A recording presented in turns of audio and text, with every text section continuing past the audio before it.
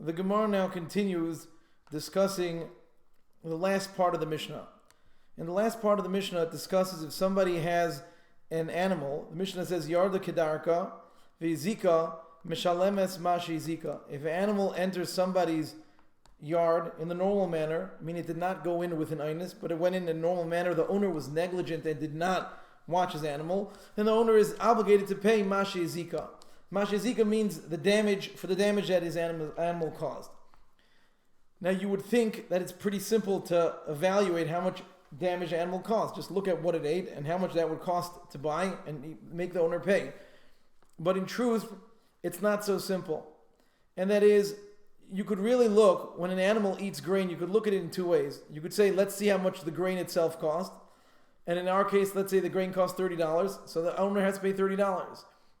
Another way to look at it is, you could say that really what the owner did, what the animal did over here, was take a piece of land that was worth $100 because there was grain on it.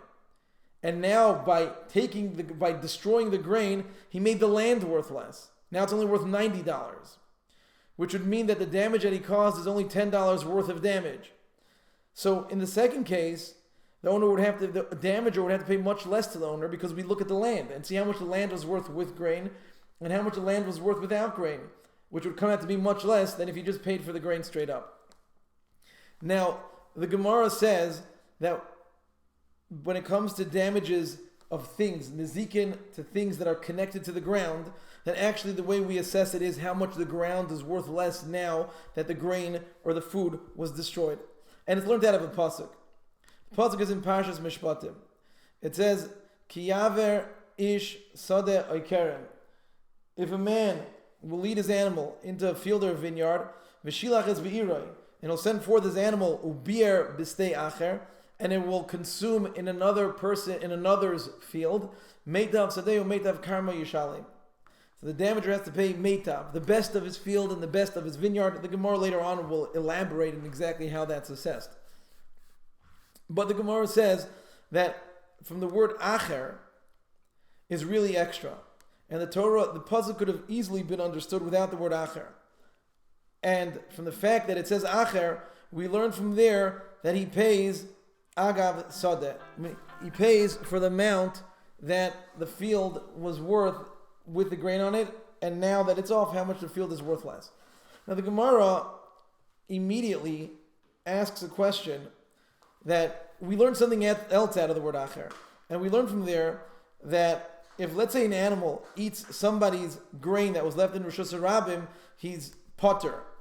The only time he is chayiv is if he eats grain in somebody's backyard. That there he's chayiv. And the Mishnah earlier on says that it's actually learned out of the same pasuk, ubir b'stei acher. When we learn out of ubir b'stei acher that he only pays for shein, which means damage to things that are eaten in reshus of the bailim, if it belongs to the owner, if it was eaten in the domain of the owner, and not if it ate in reshus harabim. So when Gemara asks, so we do not learn that he pays agav sadeh from the word acher, but actually we learn something else. You can only learn one thing out of an extra word. You can't learn two halachas. So then the question is, how could you say that we learn agav sadeh from ubir b'stei acher? It's not true. We learn that he only pays for damage done in the reshus of the bailim and not if it ate in the reshus harabim. So the Gemara says over here that the way we learn it up is because the word acher actually teaches us that you pay agav sadeh, that you evaluate. Ubir b'stei acher means you evaluate it relative to another piece of land. And that is because if it wanted to tell us only this second halacha, that he pays for shein if he damaged in Rosh Hashanah, it actually would have said chaveroi, which would have been a better word to indicate somebody else's field. The fact that it says acher teaches us that he pays agav sadeh also. The Gemara says another way that we could learn it out. A second way that we know that it means also that he pays agav sadeh, and that is from the beis, ubir b'stei acher. That beis is extra. It could have left it out, and it would have also been understood to teach us that shein is damaged only in the reshus harabim. The fact that it says the beis, it teaches us that he pays agav sadeh as well.